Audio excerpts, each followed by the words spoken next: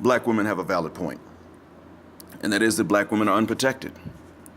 They mistakenly believe that they only are unprotected, and black men rightfully believe that black women are too confusing to protect, and that protection comes with certain rights the men will have over the women. But many of us mistakenly believe that only black men are being confused by their women and still expected to protect them, and many black women believe that only black men don't protect their women.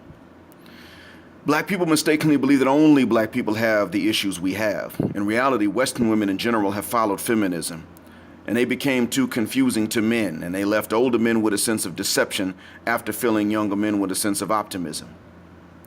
This may sound sexist in and of itself. So what? That's not the intention, but I'm no longer going to try to apologize because I observed somebody doing something and I didn't observe somebody else doing the same thing with which I can blame them. Although in this case, I do admit that both genders are screwed up. Continuing on, naturally, if women believe they will have a fairy tale wedding and marriage thereafter, they will be disappointed to find out that neither awaits them. Naturally, if any young boy thinks that a good character and a sense of responsibility will make him appealing to women, he will be disappointed to find out that being attractive to women is so arbitrary, difficult, and so undetermined by any decision he could make. In the end, we both have been filled with a sense of optimism while children, and then disappointed later on as teenagers or adults. Both genders share this experience.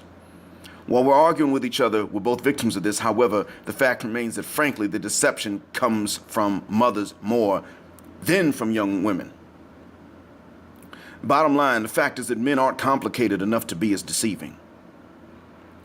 As I said before, we make it too easy, especially at a young age, for women. We're too transparent. We either show what we want or we say and show it, but we do not generally say we want a type and then chase the opposite. Usually, when I saw a discrepancy between what a guy said he wanted and who he was with, it was because she was the one with whom he could get. I always said I didn't want flat-chested women when I was growing up. Guess what? If a woman had anything up there, she wouldn't look twice at me. That happens to everybody, women and men alike. Flat-chested women wound up loving me, though. I got older, class and education meant more. And then that's when country ghetto baby mamas with rotten breath started looking twice at me. Well, other guys went through the same thing. Women went through the same thing. It was either date who wanted you or stay single. A lot of people on both genders, from both genders, chose to stay single. Different guys chose different things. But you did not see men saying they liked one thing and then chasing down something completely unrelated. It wasn't how it worked out. Hell, a guy knew that women would get on him about that. What I'm saying is that, frankly, the reason that women are hearing either bitterness or disaffection from men, both successful and poor men, both tall and short men, and men of all appearances, is because, frankly, men are disappointed by the lies we were told by girls and women about their standards more than we're sick of the standards themselves. It would have been okay for women to like guys that don't really care, that are emotionally detached, if they had been honest about that from jump. Maybe I will be married soon and maybe not. I don't know.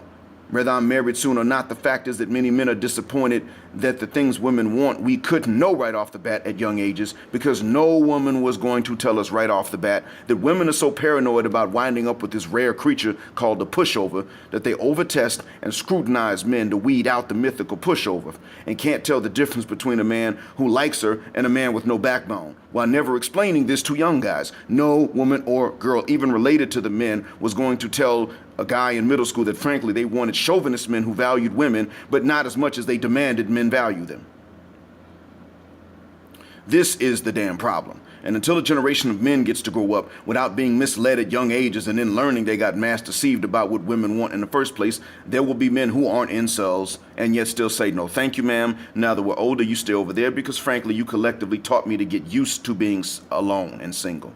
I work with a man older than me in his middle 40s, probably a virgin, who doesn't want to marry. I asked why one day, and he said, I got so used to women hating me, I can't adjust to living with a wife now. I'm ugly to women. Now I'm old and single. Why should I marry and give up my freedom for someone who would think I'm ugly? This man's not from the U.S. He doesn't know about red pill, MGTOW, incels, FA, or any of this stuff. Here's the thing. As far as I could tell as another man, he looks normal. I would have never thought from looking at him that he was automatically treated badly by any women that had two options in men. Seriously. He is, as he is, damaged goods, because what really happened is that one woman or girl dissed him and bragged about it to get social points back in his country, and the others followed suit too. So here he is in another country, not what any woman would want because his country is small and has one major city. So these women knew how other women had judged him, and then when he got here, these women could smell it on him anyway. Women can tell how many other women like a man, and it's happened to men in many countries, and this is what brings me to my next point. We black Americans are not the worst in the world. We aren't the most lost. We aren't the most dysfunctional either. We're not the ones who are the least protected or the least willing to protect each other. That's also not true. So when LaDodjanique Lee got attacked by Austin Shuffield, and somebody videotaped it, a lot of black men mistakenly believed, along with black women, that we're the least likely to protect our women. No, that's not the case. That is not the case. Austin Shuffield wanted to hurt a black woman, and he was going out of his way to do it. He just didn't expect to be videotaped. That's what really happened. Yes, LaDodjanique was wrong for driving the wrong way down a one-way street.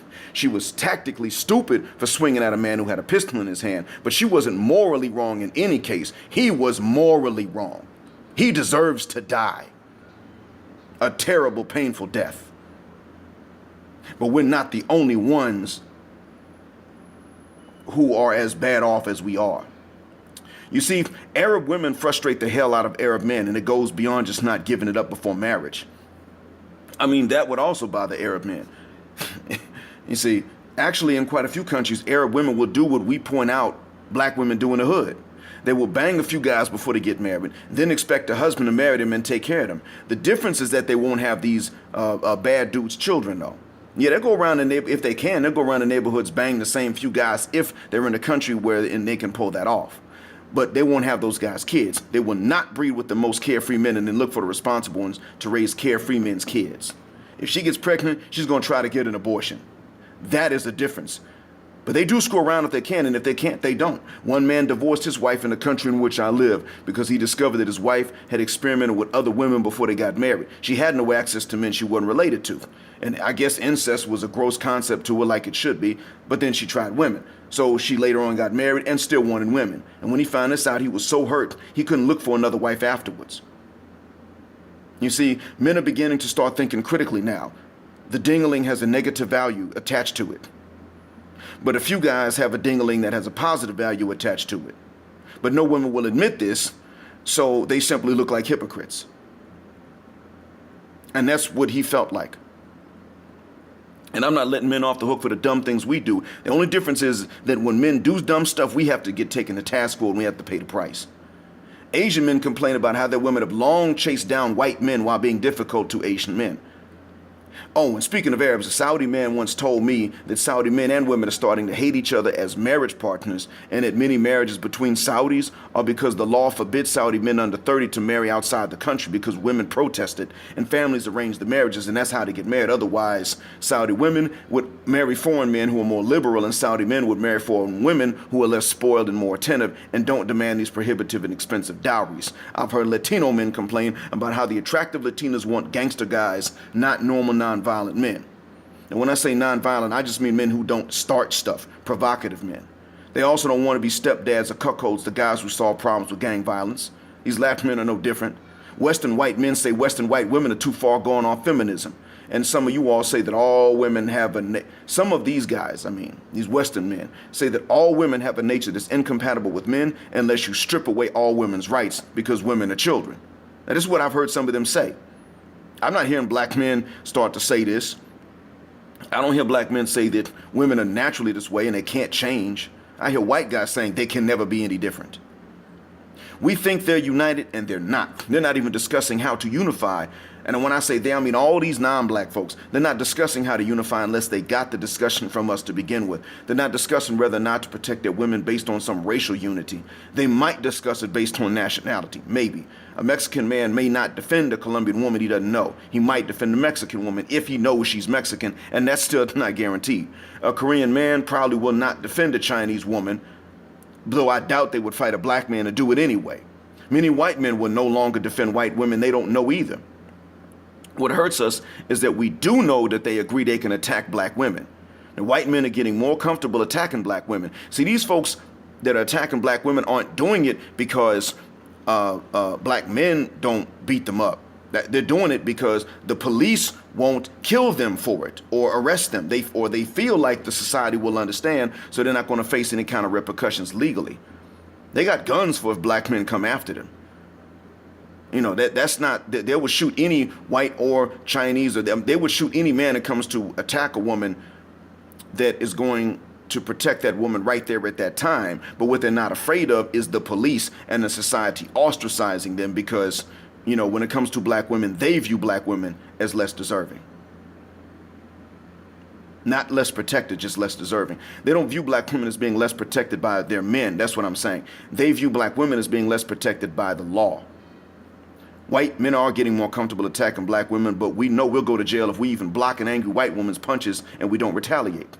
And we've conflated one issue with the other. No other race is so unified, and many of them do fear black men when we become angry. What is different is that they don't argue and berate each other to any non-members of their communities that come along. So they'll tell you about it if they know you and you discuss it, but Bangladeshi men aren't all united with Bangladeshi women and ready to defend them. What they will do is they will try to provide and keep their wives and daughters out of harm's way, and those who listen are entitled to protection if harm comes looking for them in that area.